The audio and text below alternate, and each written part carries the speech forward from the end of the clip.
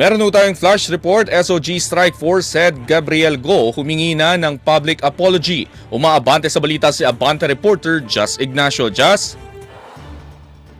Humarap na sa tanggapan ng National Police Commission si Metropolitan Manila Development Authority MMDA Special Operations Group Strike Force Head Gabriel Go. Ito ay upang humingi ng tawad kaugnay sa kanyang pamamahiya sa isang pulis makaraang nagsagawa ito ng clearing operation sa Quezon City. Ayon kay Gabriel Go, formal itong humihingi ng paumanhin kay Captain Eric Felipe. Inamin ni Go na hindi tama na isama ang emosyon sa kanyang trabaho. Hindi umano niya intensyon ng hindi maayos sa pakikitungo at tungisan ang magandang reputasyon ng Philippine National Police.